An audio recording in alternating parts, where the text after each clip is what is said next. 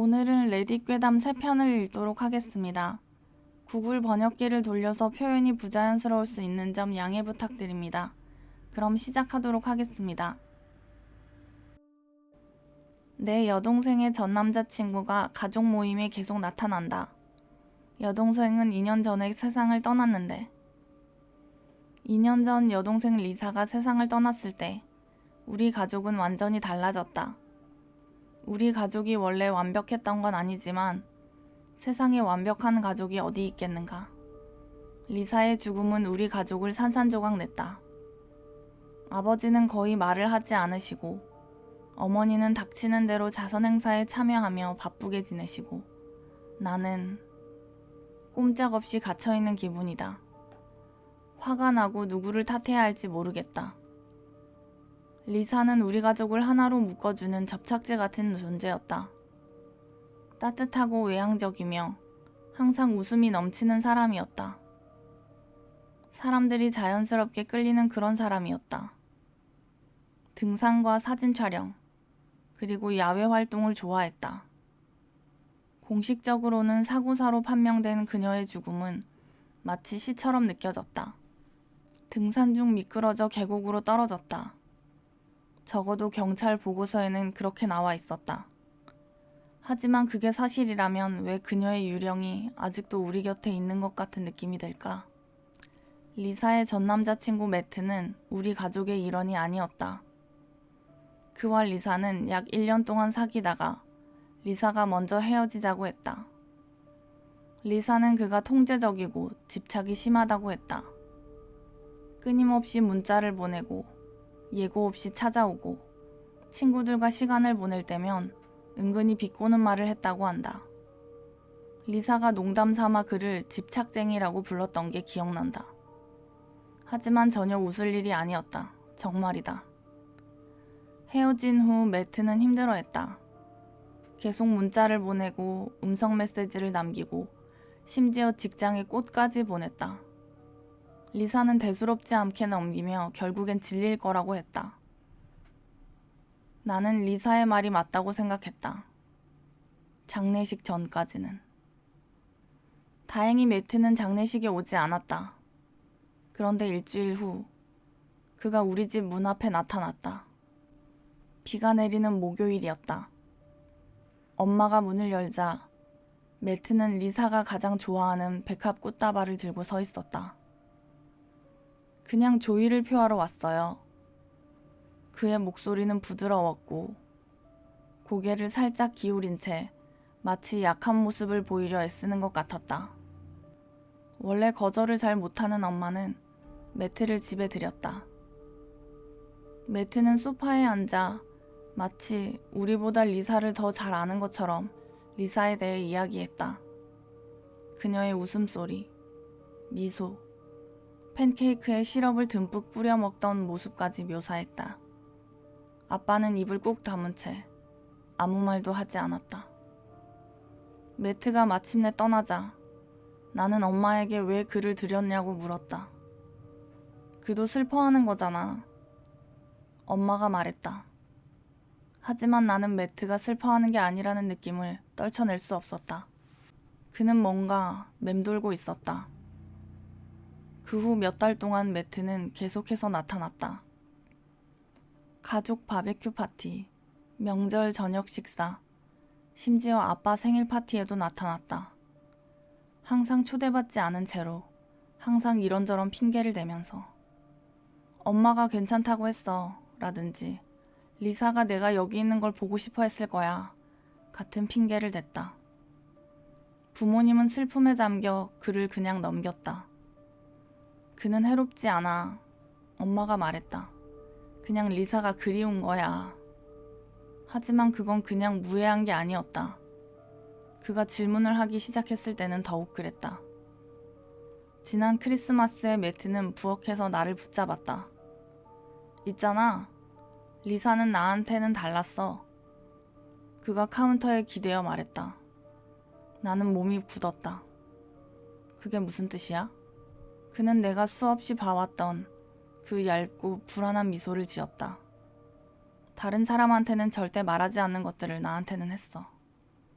어떤 거? 그의 미소가 더 커졌다.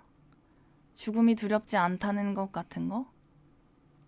그날 밤 나는 리사의 일기장을 뒤져봤다. 리사는 모든 것을 적어두는 타입이었다. 생각, 계획, 심지어 장볼 목록까지. 대부분은 평소 리사다운 내용이었다. 노래가사, 낙서, 두서없는 생각들까지. 그런데 그 부분을 발견했다. 매트가 나를 미행하는 것 같아. 문자를 계속 보내. 내가 모르는 뭔가를 알고 있다고 계속 말해. 그를 떨쳐낼 수가 없을 것 같아.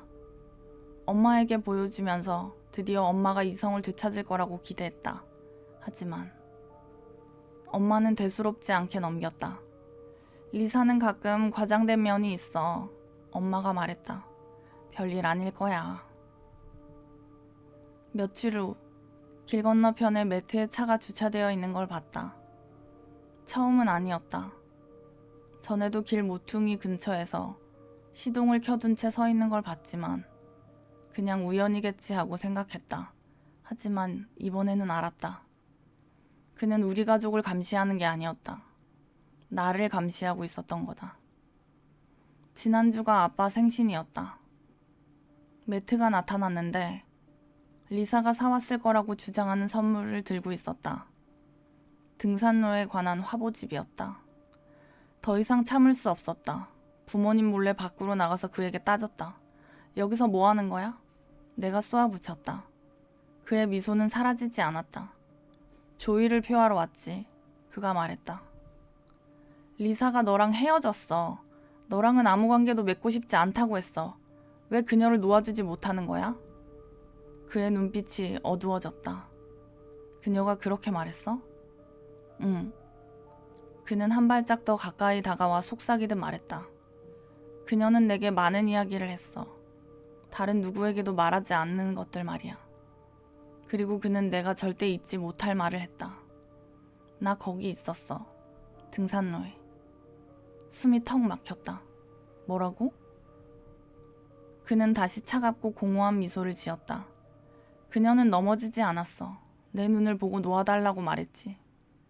속이 메스꺼워졌다. 거짓말. 그는 고개를 기울이며 나를 훑어보았다. 내가 거짓말을 한다고? 생각해봐. 만약 그녀가 미끄러졌다면 왜 비명을 지르지 않았을까? 나는 그날 밤 경찰에 신고했다. 그들에게 모든 것을 말했다. 스토킹, 일기, 그리고 그의 자백까지. 다음날 아침 그의 아파트에 가보니 텅 비어 있었다. 가구도, 옷도, 그가 살았던 흔적조차 없었다. 벌써 일주일이 지났다. 부모님께 그가 한 말을 아직 말씀드리지 않았다. 믿어주실지 모르기 때문이다. 매일 밤 문단속을 꼼꼼히 한다. 매일 밤 너무 무서워서 잠들지 못하고 휴대폰을 꼭 쥔 채 침대에 앉아있다. 어젯밤 결국 리사의 일기장을 다시 한번 살펴보기로 했다. 왜 그랬는지는 모르겠다. 혹시 놓친 게 있을까봐 그랬을지도 모른다.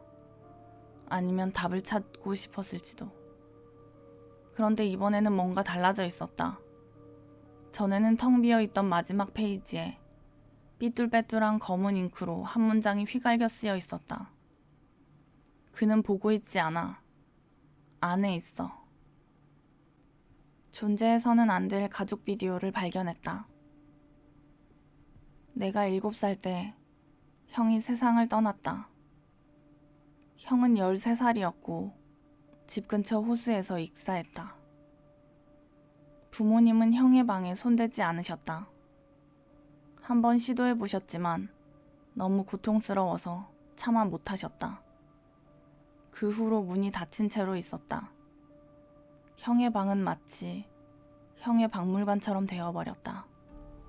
벌써 11년이 지났지만 형의 방은 여전히 그대로다. 오늘 아침 대학에 갈 짐을 싸다가 문득 형의 방에 들어가 봐야겠다는 생각이 들었다.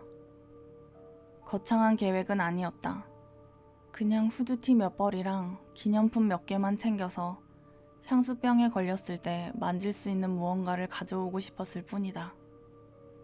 솔직히 말하면 형 방에는 전에도 여러 번 가봤다. 형 침대에 앉아보기도 하고 책장을 뒤져보기도 했다. 하지만 제대로 뒤져본 적은 없었다.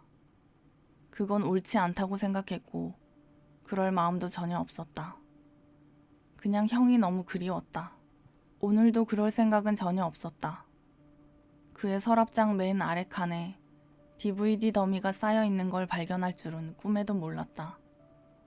3장이었다. 1, 2, 3이라고 적혀 있었다. 집에 있는 유일한 DVD 플레이어는 아직도 그의 낡은 TV에 연결되어 있다.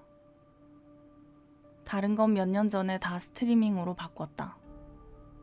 순간 그냥 하지 말자고 생각했다. 내 것도 아니고 별 의미도 없으니까. 내가 모아둔 물건들을 챙겨서 DVD들을 다시 서랍에 넣고 내 방으로 돌아왔다. 그런데 오늘 밤 그 DVD들이 왠지 모르게 나를 부르는 것 같았다. 어떻게 들릴지 안다. 그냥 호기심 때문이라고 생각할 수도 있다. 하지만 그런 게 아니었다. 마치 몸으로 느끼는 듯한 감정이었다. 가슴이 쿵쾅거렸다. 그래서 다시 복도를 건너 그의 방으로 살금살금 들어갔다. 부모님이 못 듣게 문을 잠그고 첫 번째 DVD를 넣었다. 홈비디오였다. 우리 집에 카메라가 있는지도 몰랐다. 부모님이 카메라를 가지고 계셨던 기억이 전혀 없다. 영상은 지직거리는 화면으로 시작해서 무언가가 겨우 보일 정도로 밝아진다. 화면은 흐릿하고 왜곡되어 있었다. 거실인 것 같기도 하지만 가구들이 어딘가 어색해 보인다. 모든 게 너무 크거나 너무 작아 보이고 화면이 흔들릴 때마다 위치가 바뀌었다. 어떤 때는 침실처럼 보이기도 하고 어떤 때는 복도처럼 보이기도 했다. 얼굴도 형체도 제대로 보이지 않았다. 그저 목소리와 어울리지 않는 희미한 그림자들만 있을 뿐이다. 하지만 목소리는 들렸다. 익숙한 목소리들. 웃음소리, 접시 부딪히는 소리, 그리고 엄마가 형 이름을 부르는 소리. 마치 가족들이 배경에서, 시야에서, 벗어난 곳에서 들려오는 것 같았다. 형의 웃음소리가 들리자 그 소리가 온몸을 감쌌다. 머릿속에서 맴돌며 두개골을 두드리는 것 같았다. 그리고 그 아래에서 또 다른 목소리가 들려왔다. 낮고 또렷하고 너무 가벼워서 놓칠 수가 없는 목소리. 아직 눈치채지 못했구나. 그러다 영상이 갑자기 끊겼다. 나는 TV 아래 쌓여있는 나머지 2장의 디스크는 생각조차 하지 않고 허겁지겁 다시 재생했다. 그저 형의 웃음소리를 다시 듣고 싶었을 뿐이었다. 그 웃음소리. 재생 버튼을 누르는 순간 끝부분에 대한 두려움이 등골을 오싹하게 했지만 애써 그 생각을 떨쳐내려 했다. 그 목소리가 마치 녹화된 영상이 일부가 아닌 것처럼 들렸기 때문이다. 마치 카메라를 향해 나에게 말하는 것 같았다. 나는 다시 재생 버튼을 누르고 이번에는 몇 초마다 일시정지를 반복하며 내가 보고 있는 것을 이해하려 했었다. 하지만 아무것도 멈춰있지 않았다. 영상 속 모든 것이 왠지 모르게 낯익었다. 마치 분명히 가본 적이 있는 방인데 어디였는지 기억나지 않는 그런 느낌이었다. 벽은 조금 좁고 색감은 바래서 마치 한 번도 본 적 없는 것 같았다. 내 뇌가 합선된 것 같았다. 그리고 나는 그가 웃기 직전 화면을 멈췄다. 바로 거기였다. 화면 구석에 희미하게 누런 자막이 새겨져 있었다. 2015년 7월 30일. 내 형이 익사한 지 7개월째 되는 날이었다. 처음엔 오류라고 생각했다. 틀림없이 그럴 것이다. 카메라가 1년 정도 오차가 있는 게 틀림없다. 다른 설명은 없었다. 나는 심호흡을 하고 치솟는 공포를 억눌렀다. 그리고 다시 재생 버튼을 눌렀다. 형의 웃음소리가 방 안을 가득 채웠고 잠시 두려움이 사라졌다. 다시 그였다. 살아있고 따뜻하고 내 곁에 있는 것 같았다. 슬픔과 위로가 뒤섞인 씁쓸한 감정이 밀려왔다. 하지만 그때 그 목소리가 다시 들려왔다. 이번엔 더 가까이서. 마이크의 축축하게 젖은 목소리는 마치 잡음처럼 끊어졌다 이어졌다 했다. 네가 알아챘구나. 나는 DVD를 플레이어에서 뜯어내 방 저편으로 던져버렸다. 왜 그랬는지 나도 모르겠다. 아마 아드레날린 때문이었겠지. 손이 너무 떨려서 제정신이 아니었다. 논리적인 설명을 생각해내려고 했었다. 뭔가 이유가 있을 거라고 믿고 싶었다. 하지만 떠오르는 모든 이유가 너무 허술하게 느껴졌다. 방으로 뛰쳐나와 이불 속으로 파고들었다. 그래봤자 소용없을 텐데. 다른 영상들은 보고 싶지 않았다. 정말 보고 싶지 않았다. 하지만 마치 아직 끝나지 않은 것처럼, 뭔가 빚지는 것처럼 자꾸만 마음이 끌렸다. 잠이 오지 않았다. 어둡고 늦은 밤이다. 비가 막 내리기 시작했다. 욕실 수도꼭지에서는 항상 물방울이 떨어지지만 오늘 밤은 유난히 크게 들렸다. 발소리로 착각할 정도다. 나는 장거리 트럭 운전사다. 한밤중에 인적 없는 고속도로에서 길을 잃은 아이를 발견하고 차를 세웠다. 그 아이에게서 본 것과 그 아이가 나에게 했던 질문은 내가 더 이상 운전을 하지 않는 이유와 같다. 이 일은 몇 년 전에 일어났다. 나는 주로 광활한 시골길을 달리는 장거리 운전을 하고 있었다. 라디오에서는 몇 시간 동안 지직거리는 소리만 들리고 반대편에서 몇 마일씩 떨어져 지나가는 차량의 헤드라이트 불빛 외에는 생명의 흔적을 찾아볼 수 없는 그런 길 말이다. 나는 젊었고 장거리 운전과 돈에 대한 열망이 컸다. 고독도 개의치 않았다. 적어도 그때는 그랬다.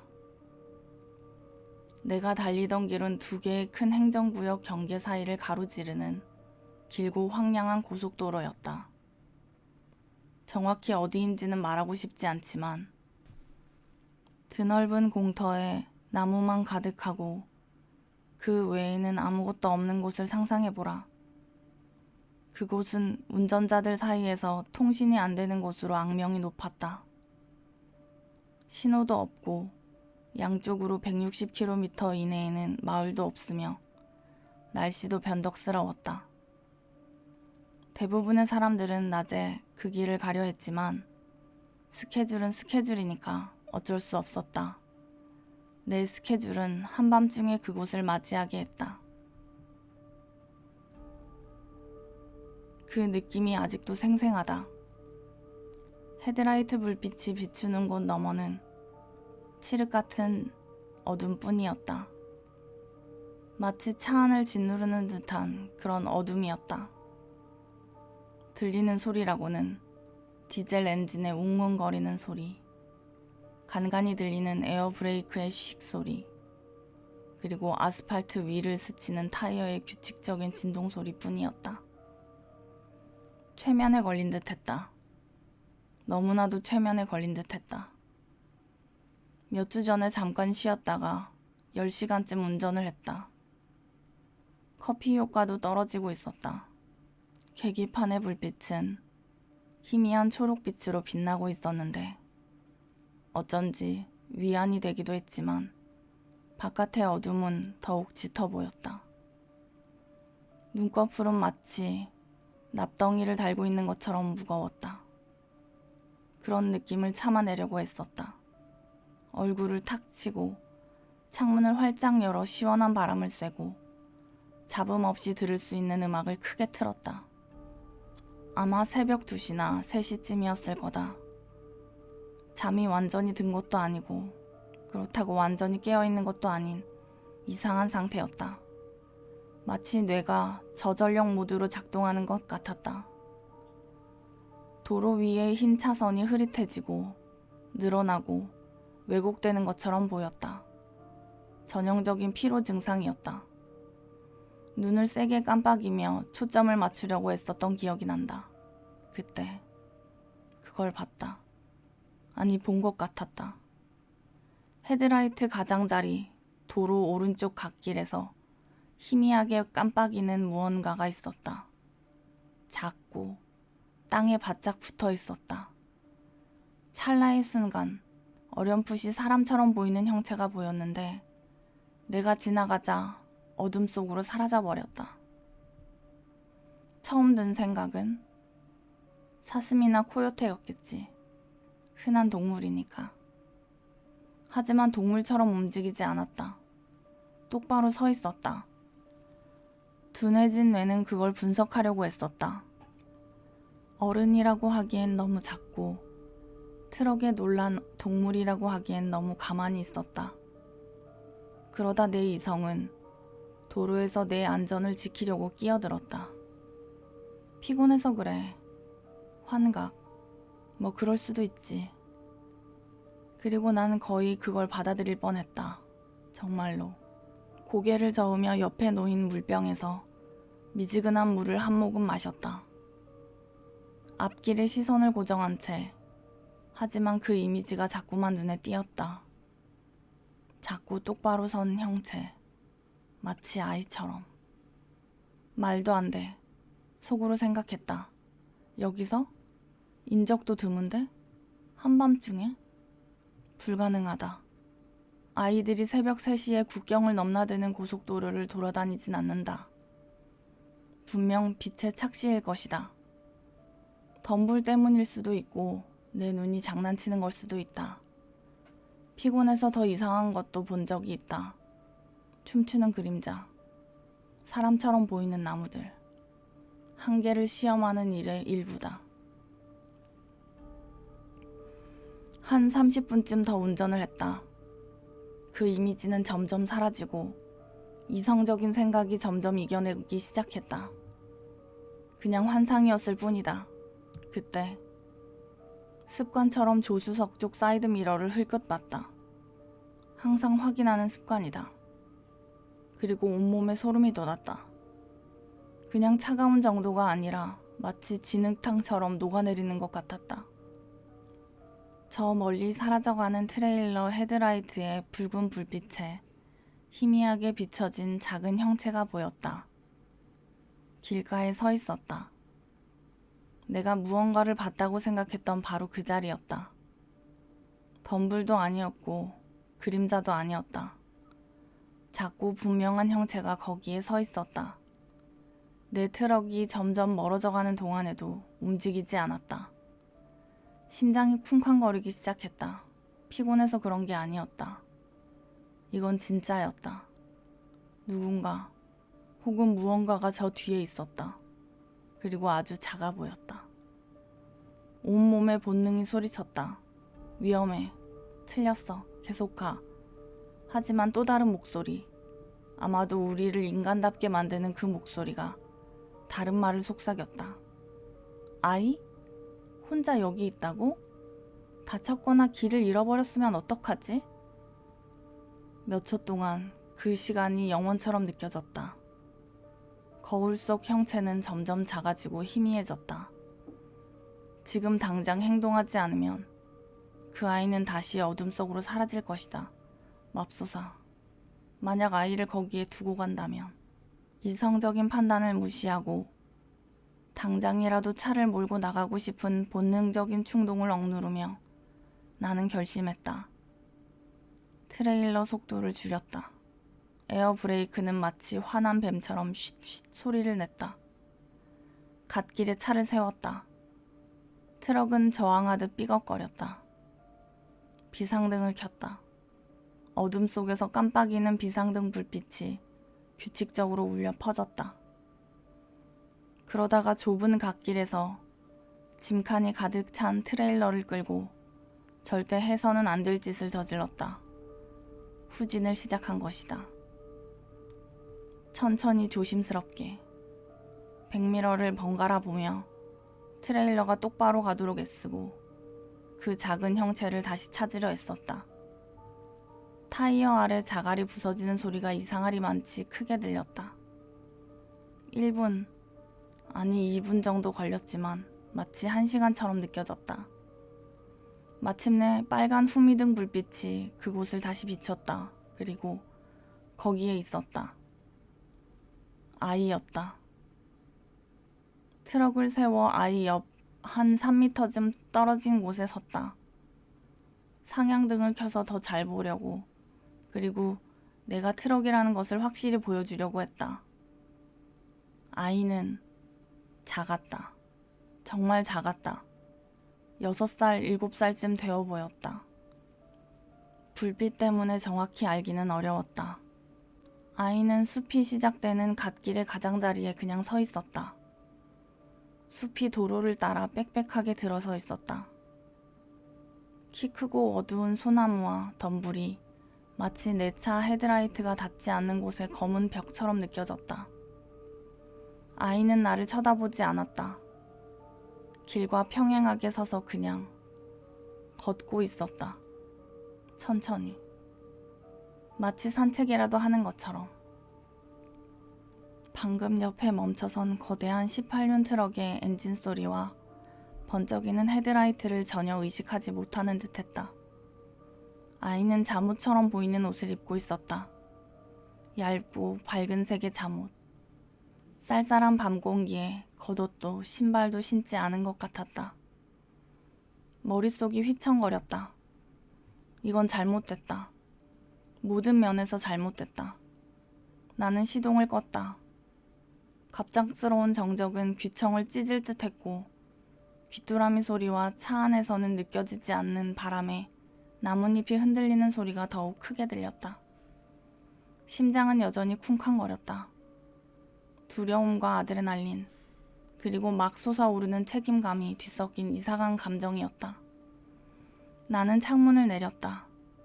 밤 공기가 차갑고 촉촉하게 스며들었다. 소나무 향과 젖은 흙냄새가 뒤섞여 났다. 이봐! 나는 소리쳤다. 조용한 주변에서 내 목소리는 쉰소리처럼 크게 들렸다. 꼬마야! 아무런 대답도 없었다. 아이는 맨발로 한 발짝씩 앞으로 나아가며 어디로도 가지 않는 듯한 걸음으로 계속 걷고 있었다.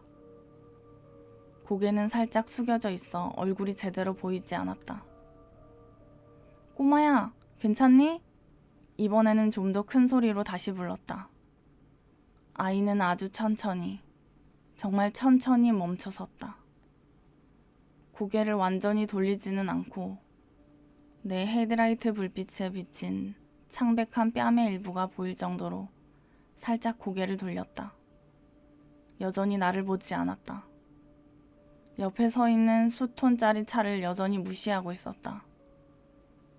등골에 섬뜩한 불안감이 스며들었다. 일반적인 불안감이 아니었다. 더 깊고 차가운 불안감이었다. 동물들도 가끔 이상한 행동을 하지만 아이들은? 길을 잃은 아이는 두려워하거나 안도하거나 어떤 감정이라도 느껴야 할 텐데 이 아이는 별것 아닌 것 같았다. 여기서 혼자 뭐 하는 거야? 나는 최대한 차분하고 다정한 목소리로 물었다. 겁먹은 아이에게 하는 것처럼 말이다. 하지만 이 아이는 전혀 겁먹은 것 같지 않았다. 한밤중이잖니. 침묵. 아이의 맨발이 자갈밭 위를 스치듯 지나가는 소리만 들렸다. 한 걸음, 또 한 걸음. 마치 내 존재가 사소한 방해물, 무시하기로 한 배경소음인 것처럼. 뭔가 잘못됐다. 내 안의 경고음이 점점 더 크게 울렸다. 내 손은 기어 레버 근처에 맴돌았다. 당장 기어를 놓고 여기서 나가버리고 싶은 충동이 들었다. 하지만 이 작은 아이가 혼자 어쩌면 충격에 빠졌을지도 모른다는 생각에 그냥 두고 갈 수는 없었다. 그럴 수 있을까? 부모님은 어디 계시니? 나는 의도했던 것보다 조금 더 날카로운 목소리로 다그쳤다. 길을 잃었니? 마침내 아이는 걸음을 멈췄다. 고개를 살짝 돌렸다. 여전히 내 트럭을 똑바로 쳐다보지 않고 헤드라이트 불빛이 눈부신 트럭 앞쪽을 응시하고 있었다. 이제 얼굴이 조금 더 잘 보였다. 창백하고 강렬한 불빛 아래 도자기 인형처럼 이목구비가 없었다. 눈이라고 할 만한 작고 어두운 얼룩만 보였다. 아무런 표정도 없었다. 두려움도 슬픔도 안도감도 없었다. 그저 텅 빈 읽을 수 없는 백지 같았다. 그때 목소리가 들려왔다. 작고 가느다란 목소리. 마른 나뭇잎이 바스락거리는 소리 같았다. 길을 잃었어요. 단 한 단어. 그 단어는 우리 사이의 공중에 맴돌았다. 안도감이 밀려왔지만 곧이어 걱정이 밀려왔다. 그래, 길을 잃었다고? 괜찮아. 괜찮아, 얘야. 길을 잃은 건 괜찮아. 우리가 해결해 줄 수 있어. 어디 사니? 어디로 가던 길이었니? 아이는 마침내 천천히 고개를 내 트럭 쪽으로, 나를 향해 돌렸다. 하지만 여전히 얼굴의 세부적인 모습을 알아볼 수 없었다. 각도, 빛, 무언가가 그것을 가리고 있어서 헤드라이트 불빛에도 불구하고 마치 그림자처럼 희미하게 보였다. 하지만 나는 그 아이의 시선을 느낄 수 있었다. 보통 아이의 시선과는 달랐다. 그 작은 형체에서 느껴지는 무게감과 강렬함이 너무나 불안하게 다가왔다. 집에 가요. 아이가 그 가늘고 떨리는 목소리로 말했다. 집에 가려고 해요. 그래, 집이 어디야? 나는 안심시키려는 듯 몸을 조금 앞으로 기울이며 물었다. 여기 근처니? 캠핑장에서 길을 잃었니? 차에서? 몇 마일 떨어진 곳에도 캠핑장은 없었다. 갓길에 고장난 차도 없었다. 나는 그걸 알고 있었다. 아이는 그 질문에 직접적으로 대답하지 않았다. 대신 트럭 쪽으로 한 발짝씩 다가왔다. 그리고 또 한 발짝. 나는 문 손잡이를 꽉 쥔 채 문을 열어 아이를 어떻게든 도와주려고 했다. 태워주려는 걸까? 아니면 비를 피할 곳을 제공하려는 걸까? 나도 잘 몰랐다. 밖은 추워. 나는 당연한 말을 했다. 타, 따뜻하게 해줄게. 신호가 잡히는 곳에 도착하면 구조 요청할게. 내 무전기는 먹통이었다. 잡음만 들릴 뿐이었다. 휴대폰은 지난 1시간 동안 서비스 없음 상태였다. 아이는 내 차 조수석 문에서 1.5m쯤 떨어진 곳에 멈춰섰다. 여전히 얇고 창백한 잠옷 같은 옷을 입고 날카로운 자갈밭에 맨발로 서 있었다. 추위에 떨거나 울어야 할 텐데 그 아이는 그러지 않았다. 저 좀 도와주실 수 있어요? 아이가 물었다. 목소리는 여전히 작았지만 이전과는 다른 어조였다. 무미건조하지 않고 뭔가 다른 감정이 묻어났다. 애원하는 듯한 어조였다. 그래, 물론이지. 도와줄 수 있어. 나는 대답했다. 그래서 멈췄어. 부모님은 어디 계시니? 여기까지 어떻게 왔니? 아이는 고개를 갸우뚱거렸다. 어색하고 부자연스러운 움직임이었다. 집에서 기다리고 계세요. 그래, 그럼 집은 어디니? 어느 방향이니? 나는 텅 빈 고속도로를 위아래로 어렴풋이 가리켰다. 아이는 고속도로를 가리키지 않았다. 대신 고개를 살짝 끄덕이며 나무들을 가리켰다. 고속도로 양옆으로 펼쳐진 칠흑 같은 숲의 어두물. 저 안에요. 아이가 말했다. 내 속이 울렁거렸다. 숲속에? 네 집이 숲속에 있다고? 길을 잃었어요. 아이는 마치 모든 것을 설명하는 듯 다시 말했다. 길을 찾고 있었는데 너무 어두워요. 그래, 정말 너무 어둡구나. 나는 고개를 끄덕이며 나무들을 훑어보았다. 마치 칠흑 같은 검은 벽 같았다. 길도 집도 전혀 보이지 않았다. 빽빽한 오래된 숲뿐이었다. 대낮에도 며칠이고 길을 잃을 수 있는 그런 곳이었다. 저기 좀 나와주실 수 있어요? 아이가 물었다. 찾아보는 거 좀 도와주세요. 멀지 않아요. 그냥 여기서는 안 보여요. 내 머릿속 모든 이성이 안 돼라고 외쳤다. 트럭에서 내리라고? 인적도 없는 황량한 숲속에서, 그것도 칠흑 같은 어둠 속에서, 게다가 나보고 숲속으로 들어가자고 하는 낯선 아이와 함께? 안 돼. 절대 안 돼. 하지만 아이는 너무 작아 보였다. 너무 연약해 보였다.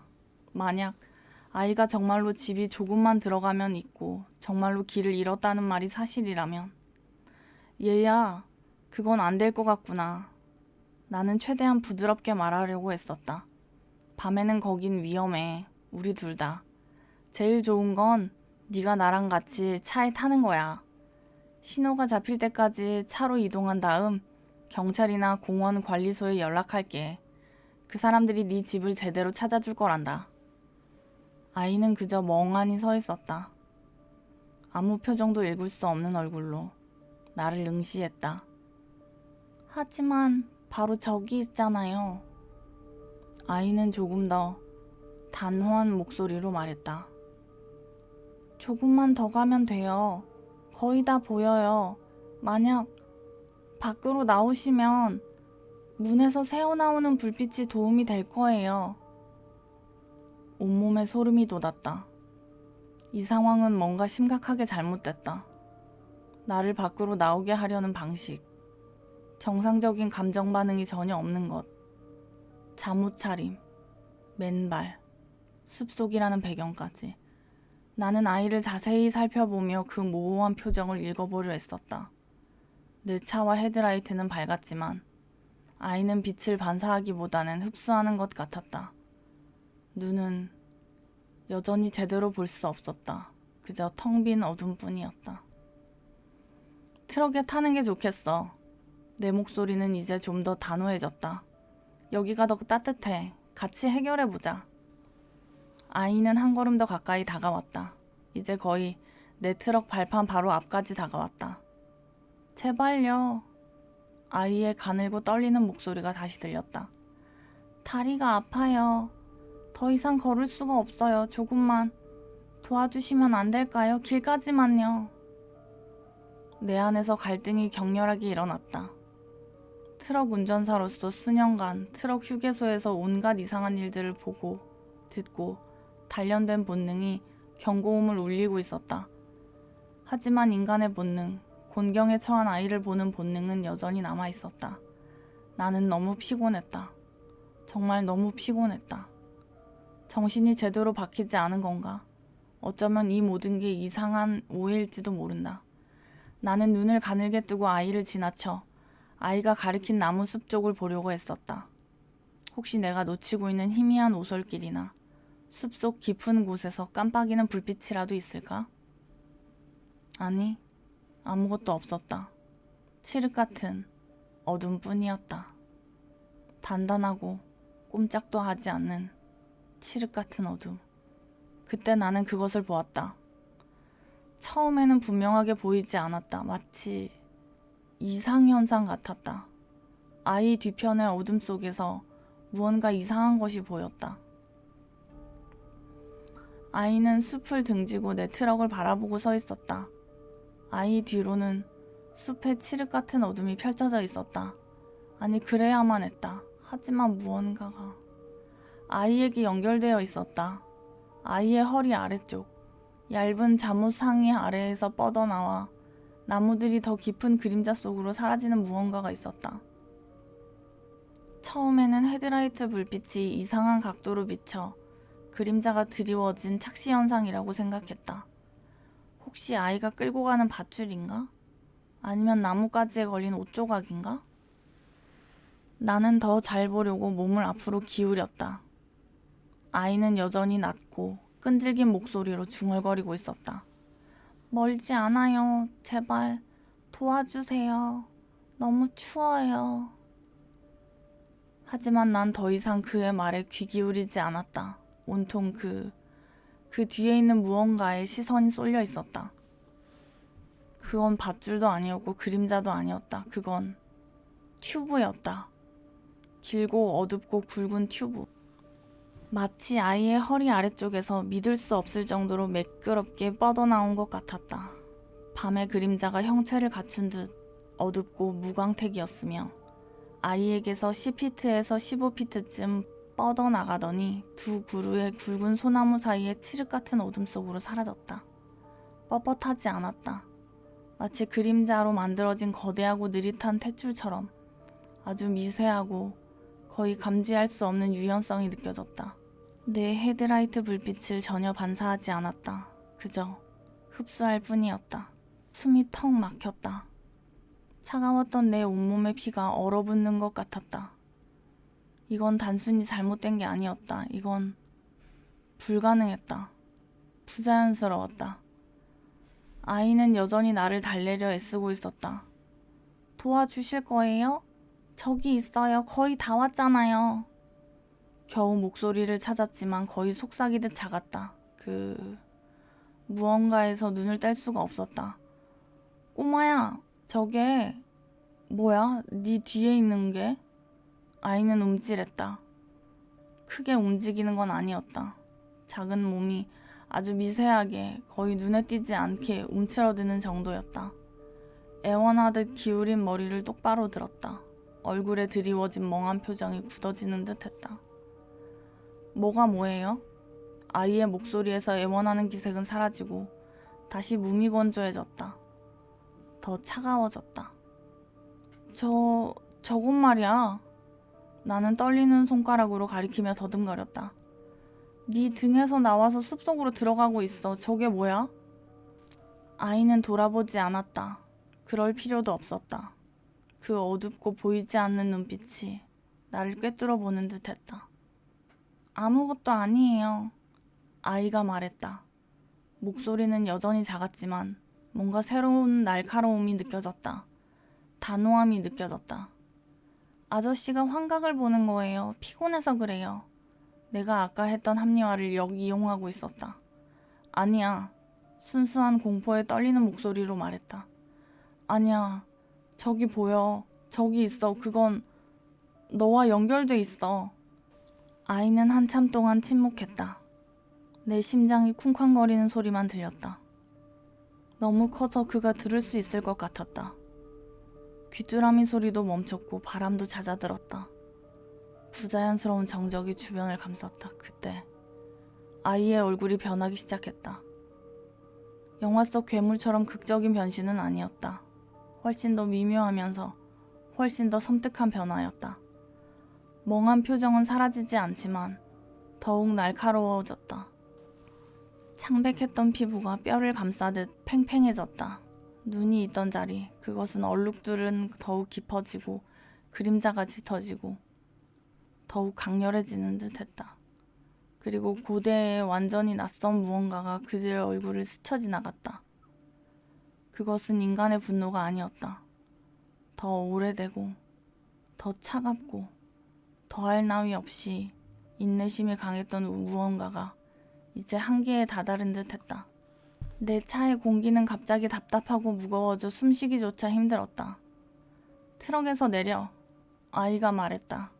그 목소리. 오, 맙소사. 그 목소리. 더 이상 아이의 가늘고 떨리는 목소리가 아니었다. 더 깊고 울림이 있었다. 마치 돌멩이가 서로 갈리는 듯한 기묘하고 거슬리는 저음이 섞여 있었다. 그 작은 몸에서 나오는 목소리였지만 믿을 수 없을 정도로 크고 믿을 수 없을 정도로 늙어 보였다. 내 가슴을 진동시켰다. 내려, 지금 당장. 명령은 절대적이었다. 기어스틱 근처에서 맴돌던 내 손은 이제 마치 구명줄처럼 그것을 꽉 움켜쥐었다. 다른 손은 내가 바보같이 꽂아둔 시동키를 더듬거리며 찾았다. 넌 뭐야? 나는 숨이 막힐 듯 말하며 아이의 모습으로 변장한 괴물과 그림자에 연결된 어둡고 맥동하는 튜브를 멍하니 바라보았다. 아이의 머리가 다시 한번 톡톡 부자연스럽게 기울어졌다. 그 표정은 만약 표정이라고 부를 수 있다면 순수하고 가감없는 짜증과 경멸이었다. 마치 내가 그 녀석이 쳐내지 못한 멍청한 벌레라도 되는 양. 그리고 그 녀석은 그 끔찍하고 울림있는 긁어대는 듯한 목소리로 말했다. 그 말은 어떤 겨울보다 차갑고 내 머릿속에 새겨져 있다. 왜? 그 녀석은 마치 내 두개골 안쪽을 긁어대는 듯한 소리로 쉰 소리로 말했다. 젠장, 인간들은 왜 더 똑똑해진 거야? 그게 전부였다. 그 한 문장. 그 안에 담긴 엄청난 좌절감, 과거의 만남, 더 쉬운 먹잇감에 대한 암시. 그것은 완전히 낯선 것이었다. 생각할 겨를도 없었다. 계획할 겨를도 없었다. 그저 본능적으로 반응했을 뿐이다. 모든 이성적인 사고를 초월하는 원초적인 공포가 나를 사로잡았다. 나는 키를 돌렸다. 디젤 엔진이 다시 굉음을 내며 시동이 걸렸다. 소름 끼치는 정적 소리에서 갑작스럽고 격렬한 폭발음이 울려 퍼졌다. 그 아이, 아니 그 괴물은 실제로 움찔했다. 작고 갑작스러운 발걸음으로 뒤로 물러섰다. 그 표정, 그 끔찍하고 긴장된 늙은이의 표정은 더욱 강렬해졌다. 나는 기어를 드라이브에 넣고 엑셀레이터를 밟았다. 트럭이 덩컨거리며 앞으로 나아갔다. 타이어가 자갈 위에서 아찔한 순간을 견디며 아스팔트를 지나갔다. 나는 트럭을 보지 않았다. 볼 수가 없었다. 나는 앞만 응시했고 손가락 마디는 하얗게 질린 채 핸들을 꽉 잡았다. 차 안 전체가 진동했다. 트럭은 앞으로 쏜살같이 나아가며 고통스러울 정도로 느리게 속도를 높였다. 끔찍한 순간, 나는 그 튜브 같은 것이 튀어나와 트레일러를 낚아채고 나를 다시 끌어당겨 숲속으로 끌고 가려는 상상을 했다. 그 작은 형체가 늙은이의 무시무시한 목소리를 내며 어떻게든 내 속도를 따라오는 상상을 했다. 나는 운전자 쪽 사이드미러를 슬쩍 봤다. 그것은 갓길에 서 있었다.